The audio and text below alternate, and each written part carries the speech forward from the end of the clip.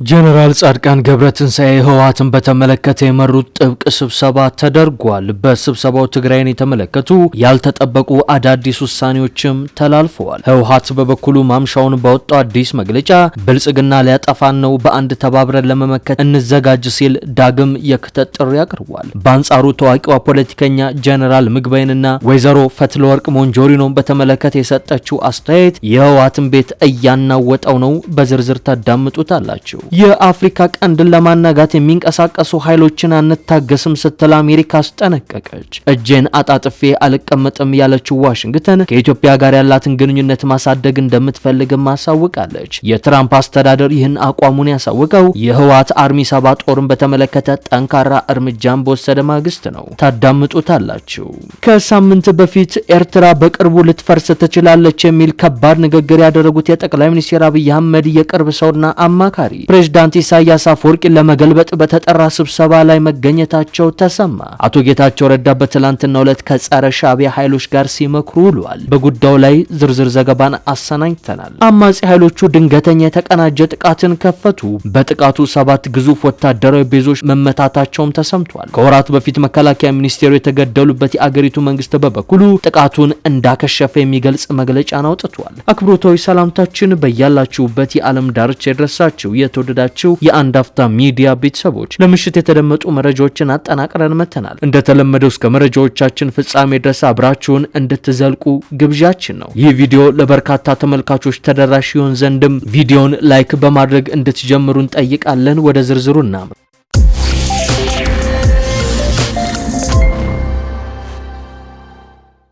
የአሜሪካ መንግስት የአፍሪካ ቀንድን ሁኔታ በተመለከተ የያዘው አቋም ከቅርብ ጊዜ ወዲህ እያነጋገረ ነው የሚገኘው። በዛሬው ዕለት ደግሞ አሜሪካ የአፍሪካ ቀንድን ለማናጋት የሚንቀሳቀሱ ኃይሎችን አልታገስም ስትል በአምባሳደሯ ኤርቪን ማሲንጋ በኩል ይፋ አድርጋለች። እጄን አጣጥፌ አልቀመጥም የምትለው ዋሽንግተን ከኢትዮጵያ ጋር ያለኝን ግንኙነትም ማሳደግ እፈልጋለሁ ብላለች። አሜሪካ ይህን አቋሟን ያሳወቀችው የህወሓት አርሚ 7 ጦርን በተመለከተ ጠንካራ እርምጃን በወሰደች ማግስት ነው። በኢትዮጵያ የአሜሪካ አምባሳደር የሆኑት ኤርቪን ጄ ማሲንጋ በአዲስ አበባ በተካሄደው 250ኛው የአሜሪካ የነጻነት በዓል ላይ ባደረጉት ንግግር የኢትዮጵያን ማክሮ ኢኮኖሚ ማሻሻያዎችን በከፍተኛ ደረጃ አድንቀዋል። በተለይም መንግስት የውጭ ምንዛሬ ተመኑን በገበያ እንዲመራ ማድረጉንና በተለያዩ ዘርፎች የነጻ ገበያ አሰራር መተግበሩን የአሜሪካ መንግስት ከሚከተለው የንግድና የኢንቨስትመንት መርህ ጋር የሚጣጣም ነው ሲሉ አሞካሽተዋል። ከዚህም ባለፈ ከ1 ቢሊዮን ዶላር በላይ በጀት የተመደበለትን አዲስ የጤና ትብብር ስምምነት ጠቅሰው ኢትዮጵያ ጤናው ዘርፍ ራሷን እንድትችል የሚያስችላት ነው ሲሉ አብራርተዋል። ይሁን እንጂ አምባሳደሩ ይሁን ሁሉ የኢኮኖሚና የቴክኖሎጂ እድገት ያለ ሰላምና መረጋጋት እውን ሊሆን እንደማይችል ጠንከር ያለ ማሳሰቢያ ያስከትለዋል። የአፍሪካ ህብረትን ሚና ያደነቁት አምባሳደሩ ሁሉም ወገኖች የፕሪቶሪያውን የግጭት ማቆም ስምምነት ሙሉ በሙሉ እንዲያከብሩና ዓለም አቀፉ ማህበረሰብም ሰላምን ለማደፍረስ የሚሞክሩ ኃይሎችን ተጠያቂ እንዲያደርግ አሳስበዋል። አጠቃለውም አሜሪካ የቀጠናውን መረጋጋት ለሚያናጉ ኃይሎች እጇን አጣጥፋ እንደማትመለከትና ከኢትዮጵያ ጋር ያላትን ታሪካዊ ና ስትራቴጂካዊ አጋርነቷን እንደምታጠናክር ነው ይፋ ያደረጉት። አምባሳደር ኤርቪን ማሲንጋ ይህንን ንግግር ያሰሙት በትናንትናው ዕለት ለአሜሪካ ሴኔት በቀረበው ረቂቅ ህግ ቲዲኤፍ እና አርሚ 7 በሱዳን ጦርነት ጣልቃ በመግባት ስማቸው በሰፈረ ማግስት ነው። የአሜሪካ ሴኔት ፒስ ኢን ሱዳን አክት በሚል ርዕስ አዲስ ረቂቅ ህግ ያዘጋጀ ሲሆን የህጉ ዋነኛ ዓላማም በሱዳን ውስጥ ሰላምና መረጋጋት የማስፈን ጥረትን ማስተዋወቅ በሚል ነው። በሴናተር ጄምስ ሪች የተዘጋጀውና በሴናተር ጄኒ ሻሂን፣ ሴናተር ክሪስ ኩንስና ሴናተር ጁን ኮሪን ድጋፍ የተሰጠው ይህ በሴኔቱ 2 ጊዜ ከተነበበ በኋላ ማስተካከያ ተደርጎበት በውጭ ጉዳይ ኮሚቴው በኩል ለውሳኔ እንዲቀርብ እየተባለ ነው። ወደ ቀጣዩ ዘገባችን እናመራለን። ጀነራል ጻድቃን ገብረትንሳኤ ህወሓትን በተመለከተ የመሩት ጥብቅ ስብሰባ ተደርጓል። በስብሰባው ትግራይን የተመለከቱ ጥብቅ ውሳኔዎች ተላልፈዋል። ህወሓት በበኩሉ ማምሻውን ባወጣው መግለጫ ብልጽግና ሊያጠፋን ነው፣ በአንድነት ተባብረን ለመመከት እንዘጋጅ ሲል ዳግም ጥሪ አቀርቧል። በአንጻሩ ታዋቂዋ ፖለቲከኛና የአቶ መለስ ዜናዊ የበኩር ልጅ ሰምሃል መለስ ጀነራል ምግበይና ፈትለወርቅ ሞንጆሪኖን በተመለከተ የሰጠችው አስተያየት የህወሓትን ቤት እያናወጠው ይገኛል። ታዋቂዋ የፖለቲካ ተንታኝ ሰምሃል መለስ ዜናዊ ሰማያዊ በኢትዮጵያ ውስጥ ከፍተኛ የፖለቲካና የጦር መኮንኖች በህገወጥ የሀብት ዘረፋ ላይ ስላላቸው ተሳትፎ በዝርዝር ገልጻለች። በቅርቡ ከትጋት ሚዲያ ጋር ባደረገችው ይህ ቃለ መጠይቅ በትግራይ ክልልም ሆነ በጥቅሉ በአገሪቱ ላይ ተጽዕኖ ያሳደሩ ያሉትን ከባድ የፖለቲካና የኢኮኖሚ ቀውሶች ያብራራች ሲሆን ውይይቱ መሪዎች ከህዝብ ደህንነት ይልቅ ለሀብት ምዝመራ ቅድሚያ የሚሰጡበትን የፖለቲካ ኢኮኖሚ ሽግግር ያመላከተ ነበር። ሰማል እንደምትለው በሰሜን ምዕራብ ትግራይ ያለው የግብርና ኢኮኖሚ ህጋዊ ቁጥጥር በሌለው የወርቅ ማዕድን ማውጣት ስራ ተተክቷል። የኢትዮጵያ ፌዴራል ጀነራሎችና የትግራይ የቲዲኤፍ አዛዦች ወርቅን ወደ ተባበሩት አረብ ኤምሬቶች ለመላክ በንቃት እየተባበሩ ነው ስትልም ትከሳለች። ሰማል ከእነዚህ መረቦች ጋር ግንኙነት አላቸው የተባሉ ቁልፍ ሰዎችን በስም የጠቀሰች ሲሆን ከፍተኛ የህወሓት ባለስልጣን የሆኑትን ፈትለወርቅ ገብረ እግዚአብሔርን የጠቀሰች ሲሆን ዳዊት ገብረ እግዚአብሔር የተባለው ወንድማቸው በኤርትራና በተባበሩት አረብ ኤምሬቶች መካከል በሚደረገው የወርቅ ንግድ ላይ እንደ ዋና ደላላ ሆኖ ያገለግላል ብላለች። በተጨማሪም ጀነራል ምግበይ ኃይልን በስም ጠቅሳ እሱ እንደ ከፍተኛ ወታደራዊ አዛዥነቱ ይህ ህገወጥ የማዕድን ቁፋሮ በሚካሄድባቸው አካባቢዎች ያለውን የጸጥታ ሁኔታ እንደሚቆጣጠር ጠቁማለች። ይህ በእንዲህ እንዳለ ህወሓት ማምሻውን ባወጣው መግለጫ ላይ ብልጽግና ሊያጠፋን ነው እንዘጋጅ በማለት ተደምጧል። የብልጽግና መንግስት በተለያዩ ስልቶች ጦርነትና ረሃብን በመጠቀም በትግራይ ህዝብ ላይ ከባድ ጉዳት እያደረሰ ነው ሲል የገለጸው ቡድኑ የመንግስት ተቋማትና አቅሞች የትግራይን ህዝብ የመኖር መብት ለማዳከም ጥቅም ላይ እየዋሉ ነው ሲልም ከሷል። በተጨማሪም ትግራይ እንደገና ለወታደራዊ ጥቃት እየተዘጋጀች መሆኗን፣ ህዝቡ እንዲገደል፣ ሴቶችም ለጥቃት እንዲጋለጡ፣ የቀሩት ተቋማት እንዲወድሙና የትግራይ ማንነት እንዲጠፋ እቅድ ተነድፎ እየተፈጸመ ነው በማለት ተደምጧል። በአንጻሩ ጀነራል ጻድቃን ገብረትንሳኤ የሚመሩት የትግራይ የለውጥ ንቅናቄ በበኩሉ በትግራይ እየተደረገ ያለውን ወታደራዊ አፈሳ በመቃወም ከፌዴራል መንግስት ጋር በመሆን በትግራይ አዲስ መንግስት እንዲመሰረት የህወሓት ከፍተኛ አመራሮች ለህግ እንዲቀርቡ እሰራለሁ ብሏል።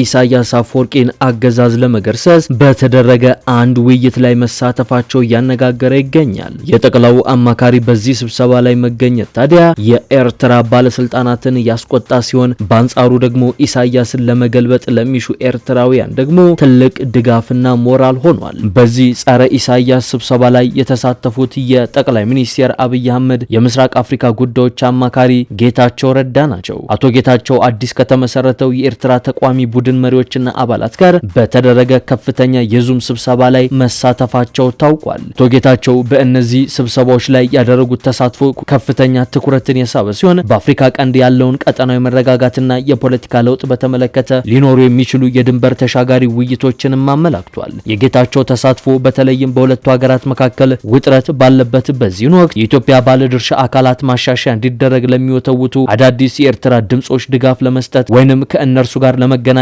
ያላቸው ፍላጎት እየጠነከረ መምጣቱንም ያሳየ ነው ተብሎለታል። በዙም ስብሰባ ወቅት ጌታቸው ረዳ የኤርትራ ወጣቶች ንቅናቄ ለአንድነትና ለፍትህ ከተባለው ድርጅት ተወካዮች ጋር ቀጥተኛ ውይይት ያደረጉ ሲሆን ስለ ኤርትራ የወደፊት ጉዞም ሀሳቦችንና አመለካከታቸውን ተለዋውጠዋል ተብሏል። በቅርቡ አቶ ጌታቸው ረዳ የመከላከያ ሰራዊት ባዘጋጀው አንድ መድረክ ላይ ባደረጉት ንግግር የኤርትራው መሪ የሆኑት አቶ ኢሳያስ አፈወርቂ ከስልጣን ከተወገዱ ወይንም ደግሞ በተፈጥሮ ሞት ህይወታቸው ካለፈ የኤርትራ ሀገርነት ህልውናው ያከትምለታል ማለታቸው የሚዘነጋ አይደለም። በምስራቅ አፍሪካ ዲፕሎማሲ ሰፊ ልምድ ያላቸው አቶ ጌታቸው ረዳ በዚህ የዙም ውይይት ላይ መገኘታቸው ታዲያ የኤርትራ ወጣቶችን በፍትህ በአካታች ውክልና እንዲሁም በአገራዊ መታደስ መርሆች ዙሪያ ለማንቀሳቀስ ለሚጠራው ለዚህ አዲስ ንቅናቄ ተአማኒነትንና ታዋቂነትን ይሰጧል ተብሎም ተገምቷል። የጌታቸው ረዳ መገኘት የንቅናቄውን አንድነት የመፍጠርና የቆየውን የፖለቲካ መረጋጋት የመገዳደር ፍላጎት ያጎላ ሲሆን ቡድኑንም አሁን ባለው ስርዓት ተስፋ ለቆረጡ የኤርትራ ወጣቶች አዲስ አማራጭ አድርጎታል ነው የተባለው። የኤርትራ ወጣቶች ንቅናቄ ለአንድነትና ለፍትህ አሁን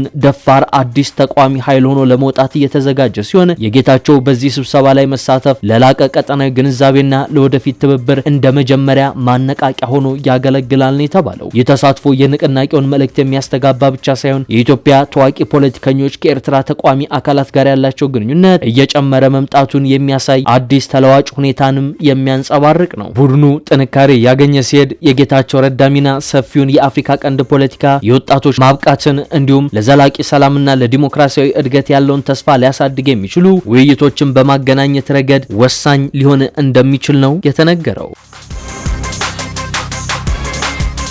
በማሊ አማጺ ቡድኖች በወታደራዊ የጦር ሰፈሮች ላይ ድንገተኛ የተቀናጀ አዲስ ጥቃት ከፈቱ። በማሊ የሚገኙ አማጺ ቡድኖች ባለፈው ቅዳሜ አንስቶ በአገሪቱ ውስጥ ቢያንስ በ7 ወታደራዊ የጦር ሰፈሮች ላይ የተካሄዱ የተቀናጁ ጥቃቶች ጀርባ ያሉት እነርሱ መሆናቸውን ይፋ አድርገዋል። ከአልቃይዳ ጋር ግንኙነት ያለው ጀአማት ኑስራት አልኢስላሚ ዋል ሙስሊማን ባወጣው መግለጫ እንዳለው ቢያንስ 3ቱን የጦር ሰፈሮች በቁጥጥር ስር አውሏል። የጦር ኃይል፣ የጸጥታ ምንጮች እንዲሁም የአካባቢው ነዋሪዎች እንደገለጹት ጂሃዲስቶቹና በቱአሬግ የሚመራው የአዛዋድ ነጻነት ግንባር አጋሮቻቸው ማለዳ 11 ሰዓት አካባቢ በጀመሩት ውጊያ በርካታ ከተሞችንና አንድ እስር ቤት ላይ ጥቃትን አድርሰዋል። ሁለቱ ቡድኖች ከዚህ ቀደም በርዕዮተ ዓለም ልዩነት የተነሳ ተጋጭተው የነበረ ሲሆን ይህንን የጋራ ጥቃት ከመሰንዘራቸው ከአንድ ዓመት ገደማ በፊት ግን ልዩነታቸውን ወደ ጎን ትተው ነበር። ይህ ጥቃት የተከሰተው ሁለቱ ታጣቂ ቡድኖች በወታደራዊ ባለስልጣናቱ ላይ በጋራ ጥቃት በመሰንዘር የባማኮ አውሮፕላን ማረፊያን ከመቱና የመከላከያ ሚኒስቴሩን ከገደሉ ከጥቂት ወራት በኋላ ነው። እንደ አፍሪካ ኒውስ ዘገባ የማሊ ጦር ኃይል በበኩሉ ጥቃቶቹ በወታደሮቹ መመከታቸውንና በአሁኑ ወቅት ሁኔታው ሙሉ በሙሉ በቁጥጥር ስር መሆኑን ተናግሯል። ነገር ግን አማጽያኑ በበኩላቸው በበርካታ ከተሞች በተለይም በሰሜናዊቷ ኪዳል ክልል የጦር ኃይሉ መገኘቱን ከቀጠለባቸው ጥቂት የመጨረሻ ቦታዎች አንዷ በሆነችው በአኔፊስ ውስጥ ውጊያው እስከ ከሰዓት በኋላ ድረስ መቀጠሉን ገልጸዋል። እነዚህ ጥቃቶች እንደ አውሮፓውያን አቆጣጠር በ2020 እና በ2021 በመፈንቅለ መንግስት ስልጣን የያዙት የማሊ ወታደራዊ መሪዎች ከ10 ዓመት በላይ የቆየውን አመጽ ማስቆም አለመቻላቸውን በግልጽ አሳይቷል። ወታደራዊ መሪዎቹ ስልጣን ከያዙ በኋላ ፊታቸውን ከፈረንሳይ ወታደራዊ ድጋፍ ወደ ሩሲያ በማዞር በሀገሪቱ መረጋጋትን ለመመለስ ቃል የገቡ ቢሆንም ከዚያ ጊዜ ወዲህ ግን የጸጥታ ሁኔታው ይበልጥ እየተባባሰ ነው የሄደው። የሀገሪቱ መንግስቱ በቅርብ ጊዜያት ከዩናይትድ ስቴትስ ጋር የጠበቀ ግንኙነት ለመፍጠር እየጣረ ሲሆን ከሀገሪቱ ጋር በደህንነት ጉዳዮች ትብብርን እንደገና ለመገንባትና በማዕድን ቁፋሮ ዘርፍ ያሉ እድሎችን ለማመቻቸት እንደሚፈልግ የዘ አፍሪካ ኒውስ ዘገባ አመላክቷል። የተወደዳችሁ የአንድ አፍታ ሚዲያ ቤተሰቦች ለምሽት ያዝናቸው መረጃዎቻችን እነዚህን ይመስሉ ነበር። አብራችሁን ስለቆያችሁ እጅግ አድርገን እናመሰግናለን። መልካም ምሽት።